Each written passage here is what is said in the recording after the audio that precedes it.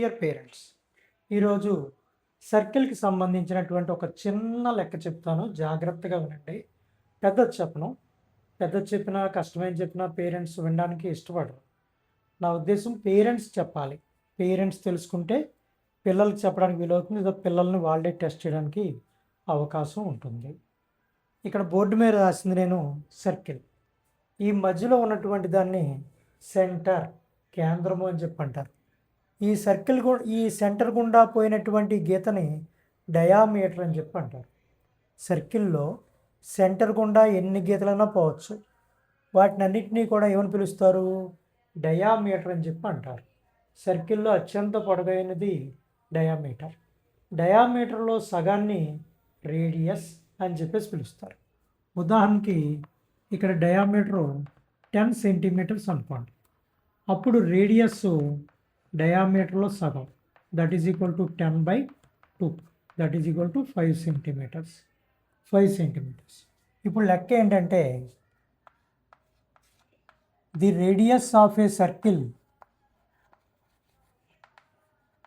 The radius of a circle is 5 centimetres. Find its circumference. Find its circumference.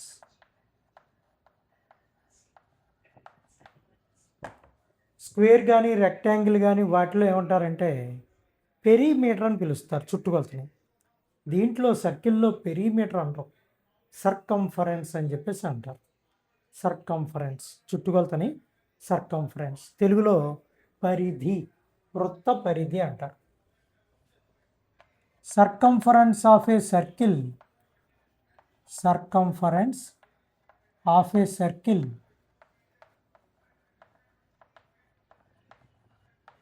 Formula 2πr. Circumference of a సర్కిల్కి formula 2πr. 2కి 2 రాస్తాం, pi యొక్క value 22/7, that is equal to 2 into pi value 22/7 into R యొక్క value, R ఎంత ఇచ్చారు? 5 centimetres. R is equal to 5 centimetres into 5, that is equal to 7. Pi వాటిలో దేంట్లోనూ cancel అవ్వడానికి వీలుగా లేదు, 7ని క్యాన్సిల్ చేయడానికి వీలు లేదు. అందువల్ల పై 3 గుణించాయి. మనకి సులువుగా ఉండడం కోసం ముందు 2ని 5ని గుణించాలి. ముందు దీన్ని వచ్చిందాన్ని ఎలా అన్నా గుణించవచ్చు, లేదా 2 5s are 10. 10 into 22/7, that is equal to 10 into 22, 220/7 centimetres. ఇదేంటిది? Circumference of a circle. Circumference of a circle, వృత్త పరిధి. మిగిలిన వాటిలో చుట్టుకొలత అంటారు, సర్కిల్లో మాత్రం సర్కంఫరెన్స్ అని పిలుస్తారు. తెలుగులో దాన్ని పరిధి అని చెప్పేసి అంటారు. ఓకే, ఈ లెక్కను ఒక 2-3 సార్లు చేసుకోండి. ఇదే టైప్ మీద ఒకే ఒక లెక్క ఇస్తాను హోంవర్క్, అది మీరు చేయండి.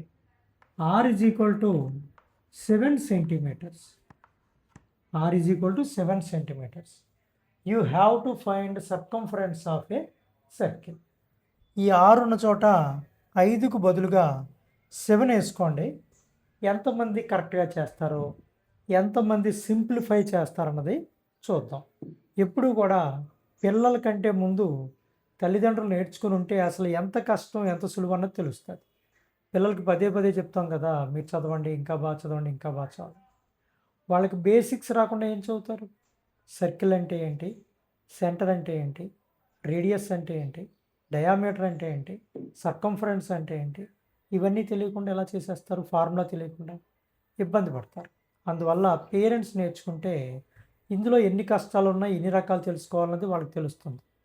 పిల్లల్ని దగ్గర కూర్చోబెట్టి చెప్పడానికి అవకాశం ఉంటుంది. ఓకే, నెక్స్ట్ క్లాస్లో కలుద్దాం. ఆర్ ఈజ్ ఈక్వల్ టు 7 వేసుకుని హోంవర్క్ లెక్కని మీరు చేసి కామెంట్ సెక్షన్లో పెట్టండి. Thank you.